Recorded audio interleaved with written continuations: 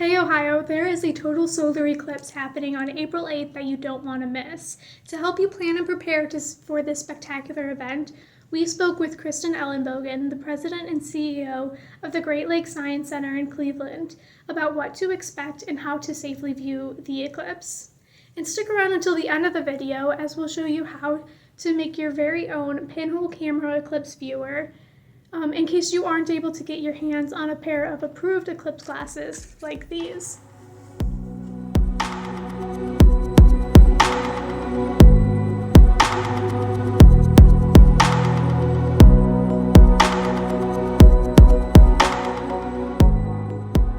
A solar eclipse is an exciting phenomenon that we see here on Earth. And this is when, based on the orbit of the moon around the Earth and the orbit of the Earth around the sun, we get to an instance in which we are perfectly lined up so that the moon appears in the sky to block the sun. We're literally standing in the shadow of the moon. It's why they talk about the path of totality. That's that strip where we are in that shadow, that perfect totality. We get partial eclipses all the time. They're wonderful. They're nothing like a total eclipse. So first thing to do is make sure you're in the path of totality.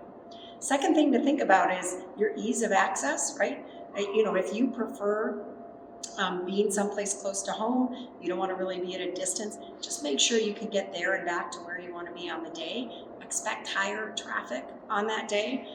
For me, I'm very excited that I live on a rapid line. I'm going to an event on the rapid transit line, so I'll be public transportation all the way.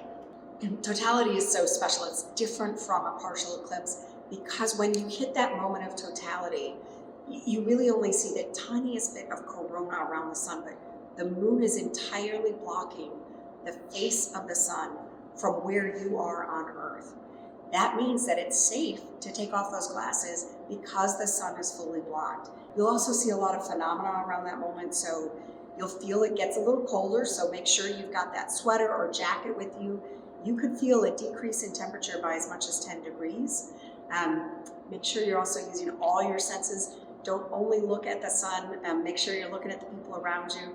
It's exciting to see how everyone reacts to it. I would highly recommend, you've got hours to experience, that entire eclipse as you get up towards totality and then out of totality. So I'd strongly recommend you have your glasses on hand, but find some other props and things. You can do everything from creating your own pinhole camera, and we've got lots of activities around that here at Great Lakes Science Center, but you can also make sure any object that has little holes in it. So I like to use a colander.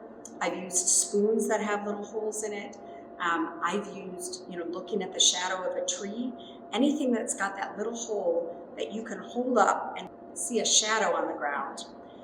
That is a way to see the eclipse. It's really very special, and some of my favorite photos from partial eclipses really come from looking at those shadows more than the crescent that you see around the sun there. I mean, it's just spectacular to see it pop out in all sorts of different shadows. Maybe a shadow that happens from a fence that you're near, even parts of a building. So look around you for interesting shadows that create these little pinhole cameras.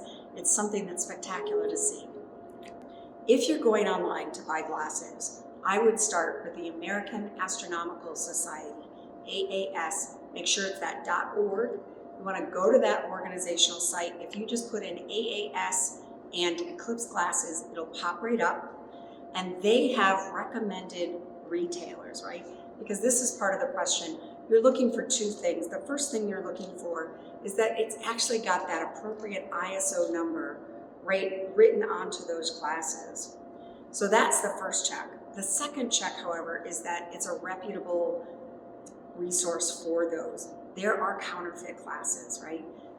The 2024 eclipse in the United States is expected to be one of the most viewed eclipses that North America has ever had. And because of that, there are a lot of counterfeit sites up there. If you go through the American Astronomical Society site, they link you directly to reputable sources. Getting them that way will give you peace of mind and make sure you're keeping those eyes intact. So as Krista mentioned, there are many ways to observe the eclipse without the glasses or looking directly at the sun. such as a pinhole camera, which we will be making today. Here's what you'll need to make your very own pinhole camera.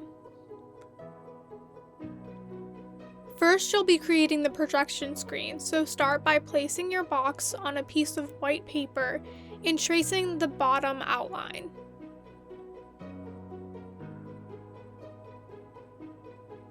Once you have done this, cut out the rectangle. This will be going on the inside bottom of your cereal box to create a screen to see the projection of the eclipse in the lights and shadows.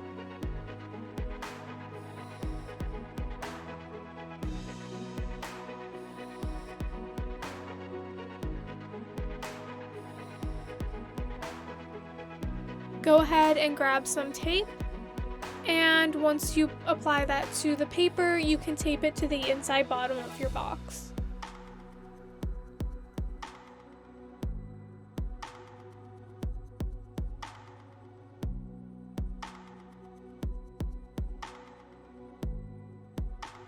Next, you'll be creating 2 openings at the top of the box, one for you to look through and one for the sun and shadows to go through.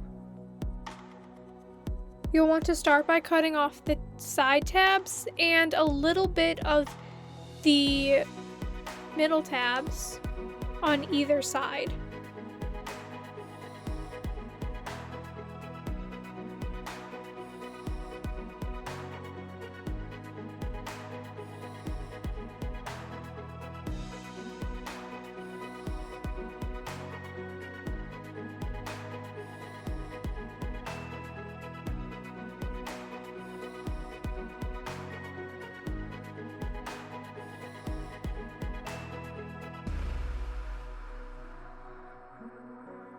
And then once you have your 2 openings, you want to tape the middle tabs together so you're left with only the 2 openings on the side, like so. Now one of these you will leave wide open for you to look through, the other you want to cover with a piece of aluminum foil.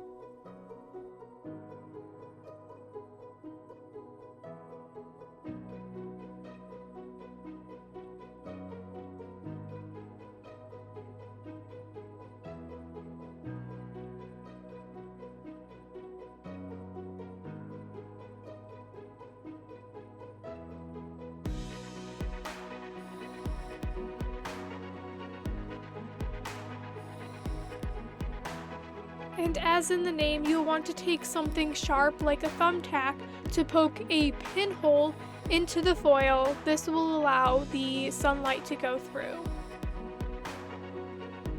And there you have it, your very own pinhole camera to use during the partial phases of the eclipse. During the partial phases, you'll be able to have the sun at your back and look through the large opening, and that will allow the sun's light to shine through the small pinhole that you created and will create a projection on the paper of the moon's path during the partial phases.